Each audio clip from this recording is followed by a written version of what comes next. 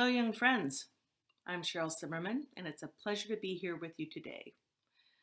I'd like to say that it seems almost serendipitous or just by some lucky happenstance that Katie sent me this particular story to read as it takes place in Israel on the Sea of Galilee, and I've been on a boat on that very body of water.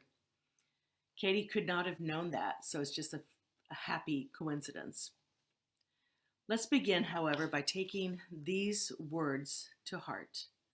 In stillness, I experience the peace of spirit and know my true self. So here we have the storm. The 12 disciples had been with Jesus all day as he taught to crowds of people. The crowds were growing as word spread about Jesus and the healings that happened wherever he went. As Jesus walked along the shore of the Sea of Galilee and then stopped to speak, the people followed along. Today there had been so many pressing close to Jesus that the disciples struggled to keep them back. There were countless numbers who wanted to be healed of their illness, comforted in their grief, or freed of their fears. It was difficult for the disciples to see their suffering, but they stood by Jesus and tried to protect him from the onslaught. It was Jesus who thought to step into a boat and speak from there. The shallow water kept people back, and he spent hours teaching with stories and wisdom new to their ears. As evening came, Jesus told the disciples it was time to leave. They gathered into the boat with him and sailed east, away from the sun that was low in the sky.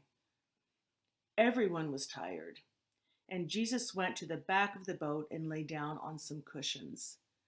The experienced fishermen, James, John, Simon, and Andrew, handled the boat with skill, and the others settled in for a couple of hours of peaceful sailing. Without warning, conditions on the water changed. Wind rushed down from the high cliffs on the eastern shore, and whitecaps appeared on water that had been calm just moments before. The boat rose and fell with the rising waves, and the strong wind made the sails flap violently. James and John struggled with the sails, while Simon and Andrew battled expertly to keep control of the boat and keep their precious cargo safe. They didn't want to disappoint Jesus or let anyone get hurt. The fishermen all had experienced these sudden storms before and knew of lives lost when the weather turned fierce. The others did not know what to do. Water surged onto the boat, and they tried to hang on and help at the same time.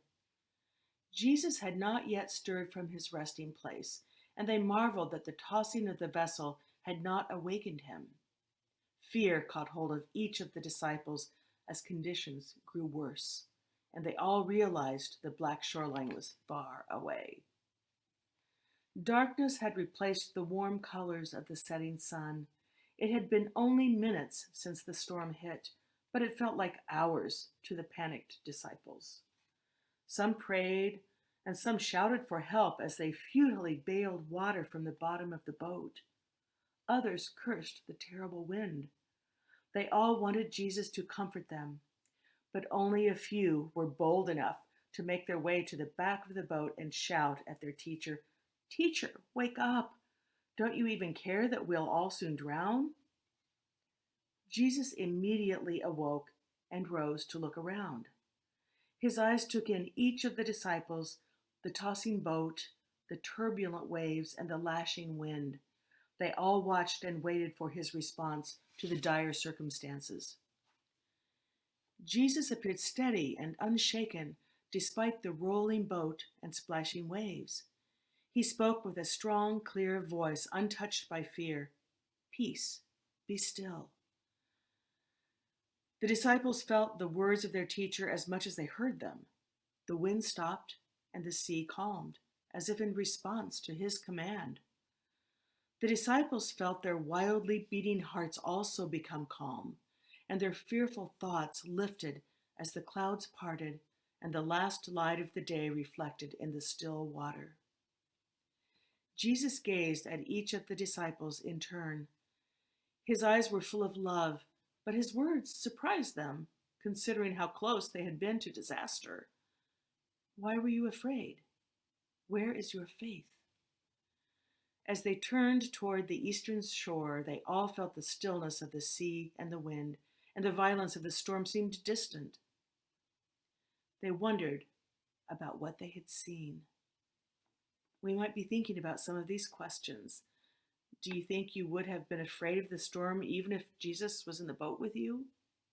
What do you think the disciples were thinking as they headed to shore after the storm stopped? Have you ever felt stormy with excitement or other emotions?